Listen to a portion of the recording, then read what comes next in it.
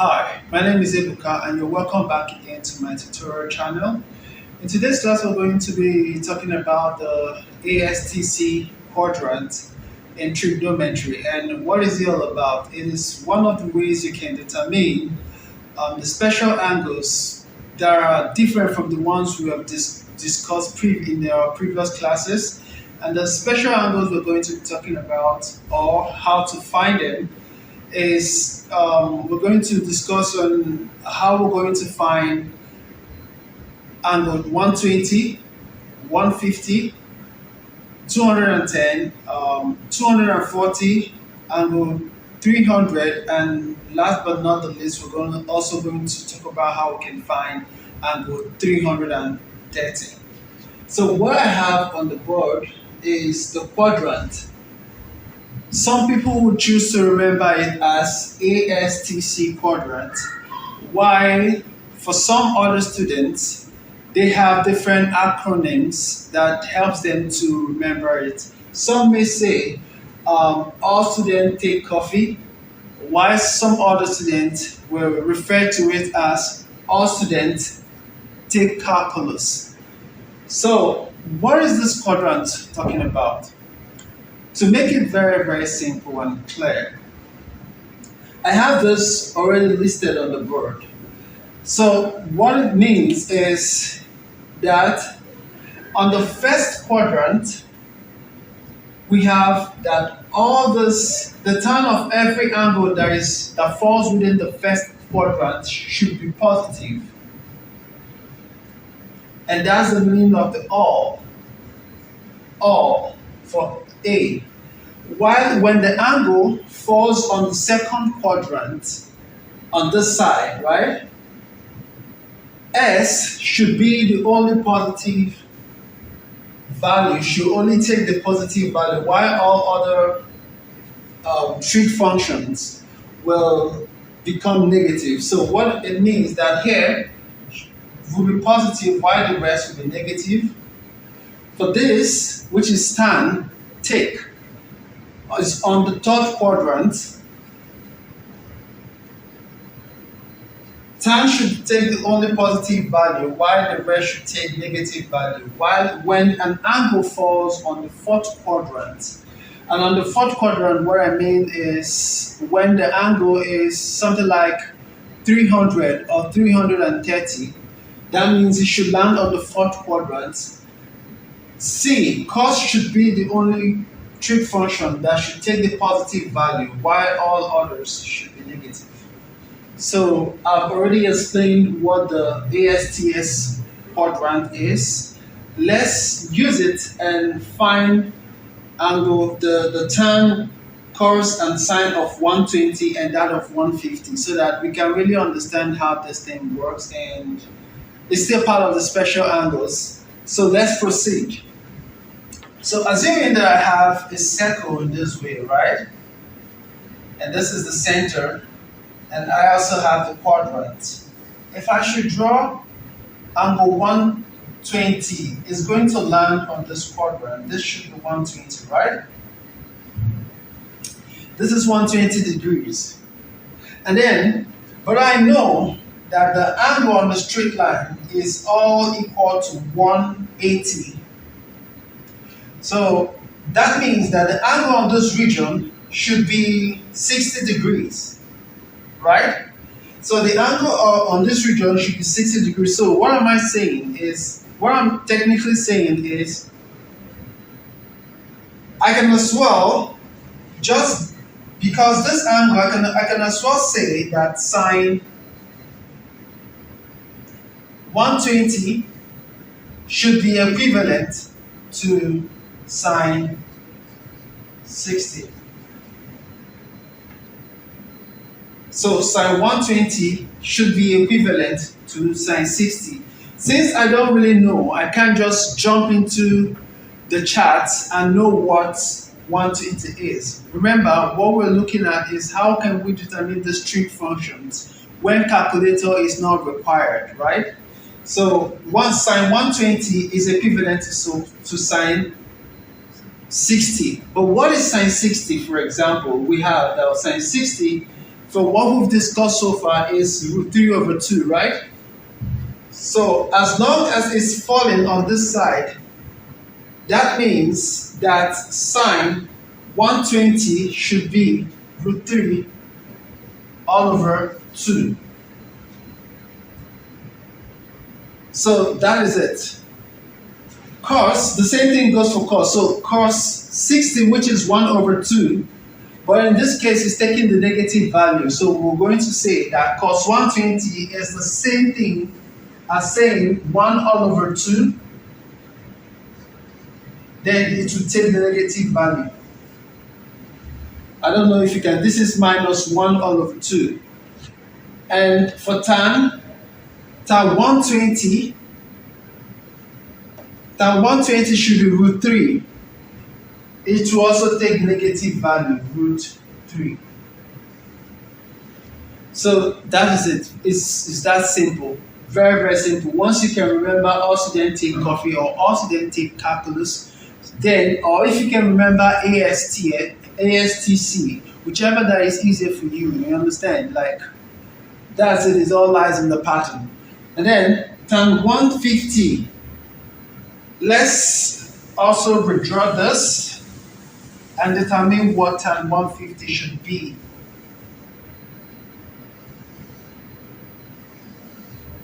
So if I should draw 150,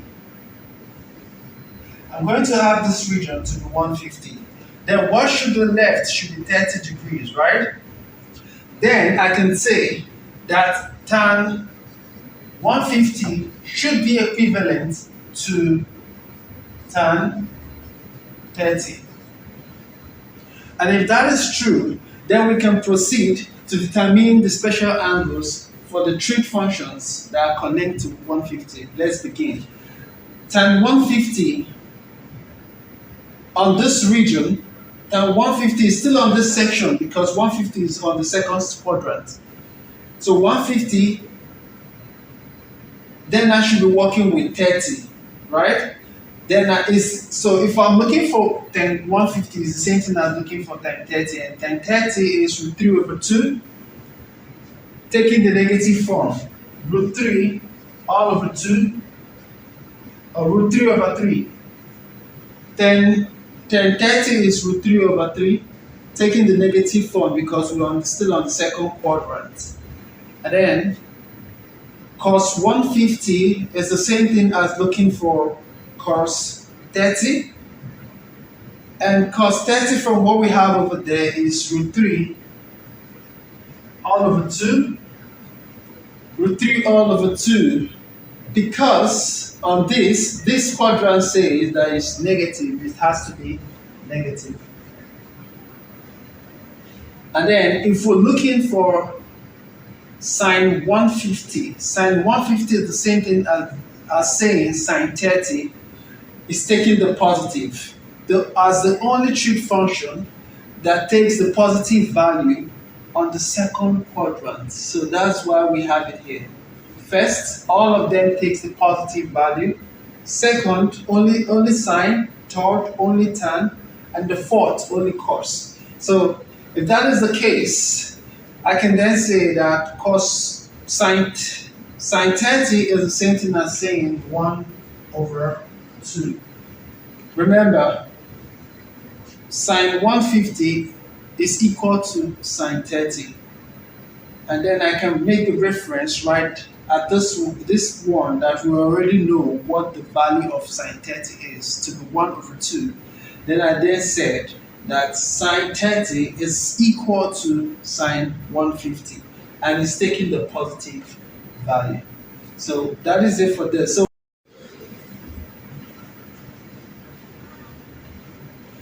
So in this section, we're going to determine that of 210. So what I mean is tan 210, cos 210, and sine 210.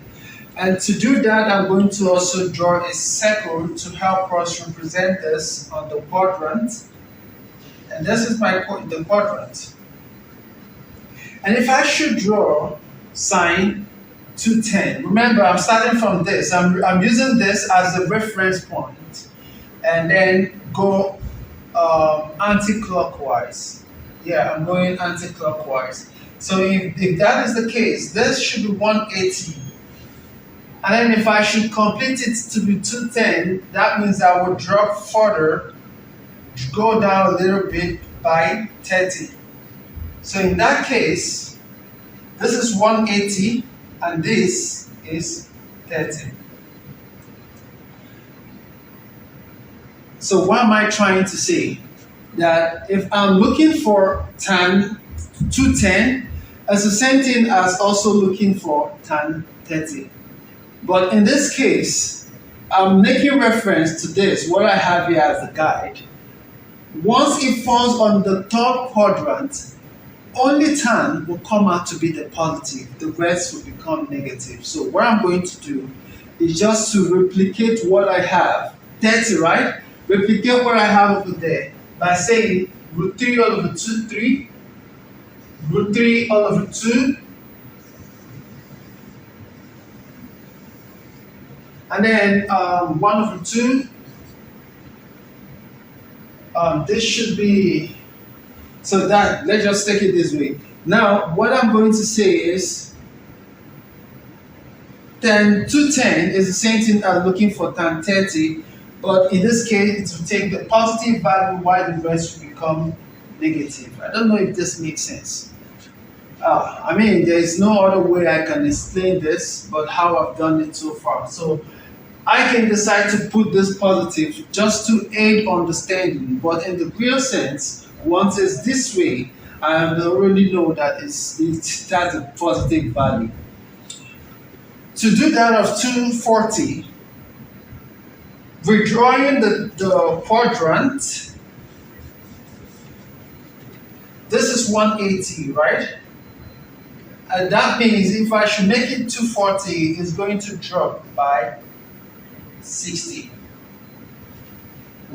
It's going to drop by 60 because 180 plus 60 is the same as 240.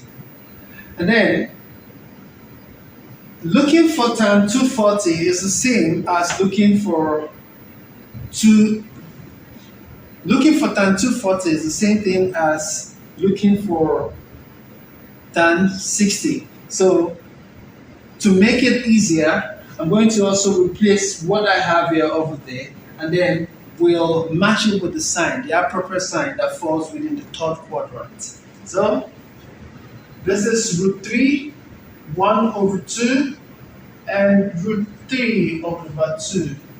In this case, tan takes the positive value, cos takes the negative.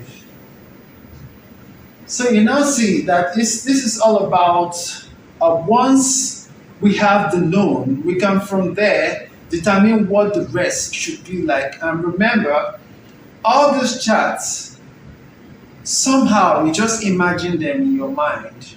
I'm drawing it to help me explain how these things relate with one another.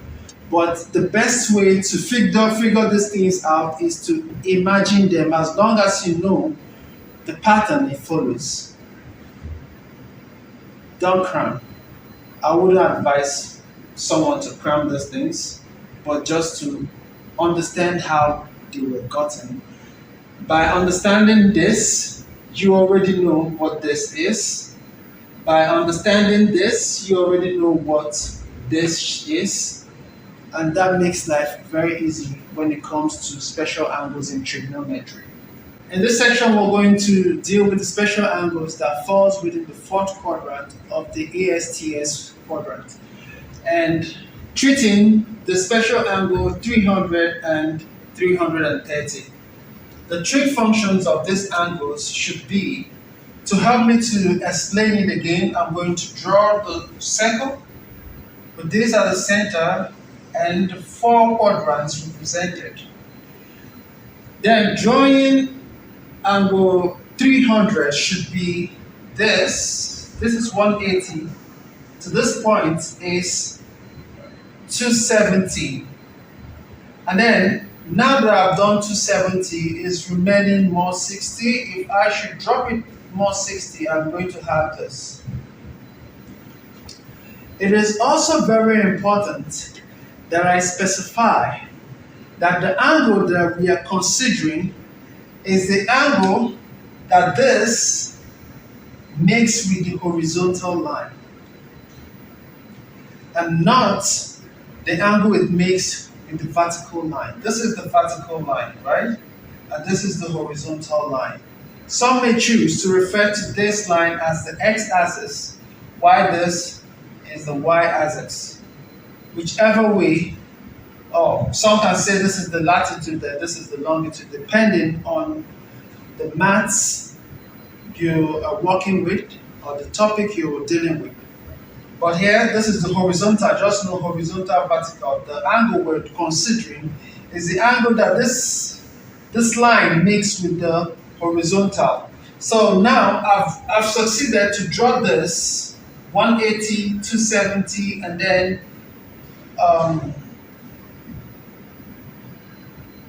more 30, dropping another 30 makes it 300. Okay, we are dealing with 300. What is left should be 60 degrees. Because angle, well, I just hope you understand the math behind this. And then if I'm also working with 60, it is okay for me to say that tan cos, in this case, we're dealing with cos and it falls on the fourth quadrant. And it's okay for me to say that cos 300 must be equal to cos 60. And if that is true, then we can go ahead and apply this. So all I'm going to do is to pick tan 30, or 60, sorry. So we're dealing with 60. On this case, we're dealing with 60, right? So tan 60. Tan 60 is root 3. Cos this is 1 over 2. Cos 60, 1 over 2. Sin 60 is root 3 all over 2. And then we represent this. Negative and negative. So in the fourth quadrant, I can say that cos 300 is the same thing as saying cos 60, and they all take the positive value. Apart from the cos on the fourth quadrant, all other values takes the negative form. And then, if you understand this, let's just go ahead and finish the last angle, which is 330 on the fourth quadrant. So doing that, I'm going to clean up this. So if I should draw 300 on this quadrant, this is 270, we already know. And then I'm going to add more 60 to it, right? And if I should do that, this must be 330. What is left is this angle. This angle is 30 degrees. And we are interested in the angle that this makes with the horizontal. Very important. And then if that is the case, we're dealing with 30, right? Then 1030, I can replicate this to this, root 3 all over 3, root 3 all over 2, and 1 over 2. Among what I've just done, cos is the only trig function that takes the positive form. The rest takes negative, right? Then this must be negative and negative. So that is it. That's how people are able to perform some calculations, trig calculations without calculator, and they're still, sometimes it's even faster than punching calculator because the moment it takes you to punch, some people that are very fast with sharp memory can just call this up and use it and produce the answer very, very much more faster than those that use calculator. So remember, you do what works for you and follow the instruction. given in the question, or B, whatever thing you're working with that requires special angles.